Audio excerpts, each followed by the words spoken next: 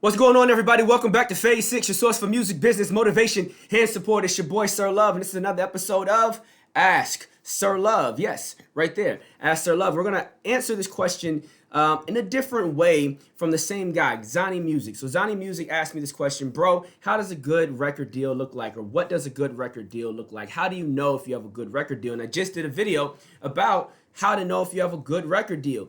And the truth is, a good record deal can be pretty ambiguous because it's going to be different for every person. A really good record deal is tailored for you, right? Based off of your unique needs, based off of your team, what you guys accomplished, and what you're trying to accomplish going forward. What's often easier to understand is, what does a bad record deal look like? And unfortunately, that's just how this is. I remember talking to a lot of homegirls just growing up, and I always ask them, so what are you looking for in a guy? And no one ever really knows what they're looking for. They just know what they don't want, right? And record deals may fall in that category. It's very clear to understand what you don't want, and I'll give you that information because it may make it clear for you to understand what you do want, since the last question was really, the way I answered it previously, was really for people that have a clear understanding of where they are and where they want to go. If you don't have a clear understanding of where you are and where you want to go, then these are things you need to look out for. Let's go through it. A couple things to watch out for. You want to make sure that you're not giving away all of your publishing, all right? You want to make sure that you're not signing away 100% of publishing. That is a big no-no in any contract that you do with anybody.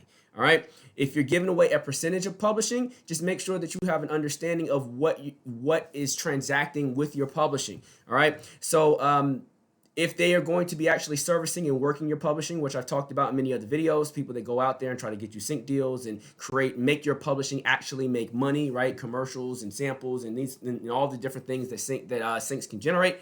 If they're doing that, then yes, of course, you want to cut them in and incentivize them to get you more money, right? It's basically a sales commission for them. But if they're not involved in that, if you don't know their company to actively have had placements and done music licensing and work with music supervisors and things of that nature, you shouldn't be cutting them in on your publishing anything heavy at all. All right. Next, merchandising. You want to make sure that no one has their hand in your pocket from a merchandising perspective, unless, again, they're going to be doing significant work on the merchandising side, like cutting your current costs for merchandising and helping to increase your product offering and helping to increase your distribution of your merchandising and all these other different types of things. If they're not playing a strong role in your merchandise, then you shouldn't be cutting them in. All right. Next, your profit share, which could be written up multiple different ways in contracts. Basically, your points or your percentage, the amount that you're going to get paid off of the sales of the record itself. You want it to make sense. If you're dealing with depending on your scale, if you're an independent, you own 100% of that. Remember that. So whenever you sit down and get ready to negotiate with someone, you're giving up a large percent of that. You know, these days the labels want 70% plus if you're going to a major and you don't have a really strong, following behind you. If the stronger your following is, the smaller you can make that number. You can get to a 50-50 split, or a place where the label's only taking 30%, which normally happens in distribution-based deals. And distribution-based deals is almost the same thing as a record deal. I talked about that in another video, except for they're just focusing on distribution and they're also providing marketing. All right. Now, and this is a lot, so I'm talking fast because I want to keep these videos kind of short. All right. So next, outside of the points that you're getting, all right, and I didn't give you a range because it depends on how popping you are, right? The more popping you are, the more you need to demand. The less popping you are, you really can't fight for much just because you don't have enough leverage. So your choice is go back out there and keep working until you get more leverage, or sign now and give up more because you don't have the leverage. It's your choice, long-term, short-term, however you want to play the game. That's all strategy. All right. When it comes down to your mechanicals, right? Now that's your mechanical royalties. That's really the publishing, but I want to talk about I want to talk about it differently, because you have your mechanicals and then you have your writer share. All right. We've actually kind of talked about mechanicals a little bit with me talking about publishing. Let's focus on your writer share. When you do your writer share, you want to make sure that you're not giving up. Really, you shouldn't be giving up any of your writing share, honestly. So be careful to watch out for the differences between your writing share and your publishing share in an agreement when you get ready to sign with somebody. Your likeness, your image, Be careful who you're giving that up to and for how long. When you see the word perpetuity, that's not good. It means forever. Forever, forever, ever, forever, ever. Yes, forever does seem that long when you give it up and they're wrong. All right. Try to get it together. Don't do that. All right. The word perpetuity. Just anytime you get a contract, hit the word Control F, which brings up find, and type in the word perpetuity. And every time that word pops up, just go next, next, next, and read carefully around anything that says the word perpetuity, because it means you're giving up something for life that you can never get back. All right. So be very cautious of that word. Also, make sure you pay attention to where the what city and what state or what country you're being binded by, what laws. Because if you ever have to go to court, sneaky way to beat, broke artists in a court battle is to state where what city or what region this law is going to be arbitrated in. So if you're from Atlanta but you have to deal with the New York legal system, it means every time you go to court, you're gonna have to fly to New York, get a hotel, and then deal with the court fees and everything of that nature associated with New York.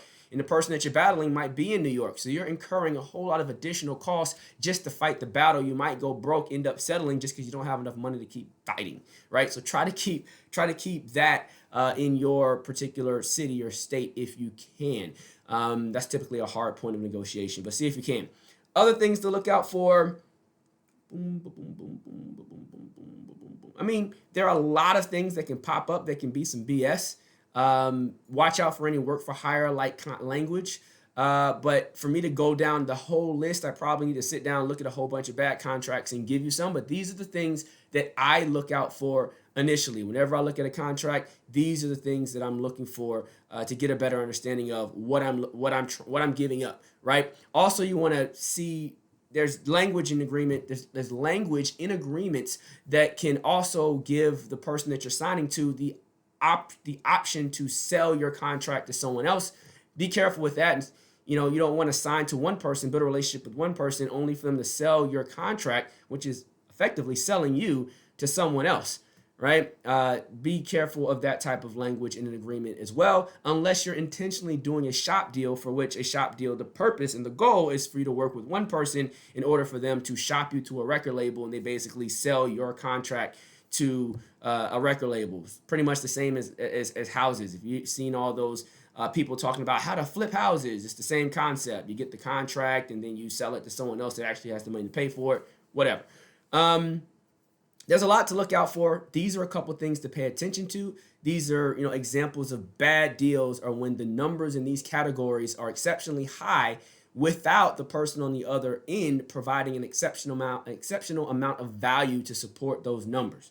That's what you're looking for when you say bad deal. That's why 360s are bad. I give you all of this stuff and you're not doing anything. That's why they're bad. If you give up all that stuff and they're doing a whole lot, it might not be so bad. It might actually be beneficial. So it's all about the situation and the numbers. All right. Last token of advice in this particular category, because this video is getting too long, is Control F again and type in numbers, or type in a percentage sign, right? And go through the contract and read around every area that has a percentage very clearly and very closely, and make sure you understand what those percentages are. Don't sign nothing unless you understand everything that I mentioned. Everything around the word perpetuity, everything around a percentage, everything around a dollar sign, right? Quick things to do. Control F, perpetuity, read. Percentage, read. Dollar sign, read. Quick things that you can do to kind of breeze through a contract and determine very quickly if it's some BS, especially if it's 30, 40 pages. A lot of times the BS is in the weeds. You're at page 27, and that's when the fuck shit pops up. All right. So, with that said, man, I hope that was helpful. I hope that was beneficial. I haven't done much contract talk outside of me doing my contract walkthroughs. Like when you buy products on the site, I actually walk through contracts, read them, explain them, things of that nature. But again, I'm not an attorney or a lawyer. I just worked with a lot of them in the past, and I have to handle all of my own legal and the legal of my clients often. Anytime it's something that we can handle without having to push it to an entertainment lawyer, we try to do so. That way we keep our retainer fees low, right? So I don't know everything.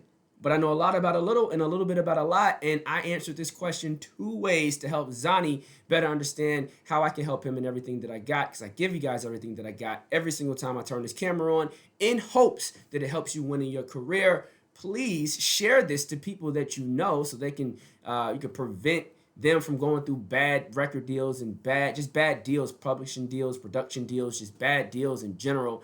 And subscribe to the channel. Subscribe to the channel. Go to my website. It's on the screen. Grab some things. Become a member of the platform. We give away. We do a lot of free stuff. We help a lot of people. Right? Why not join? I'm out.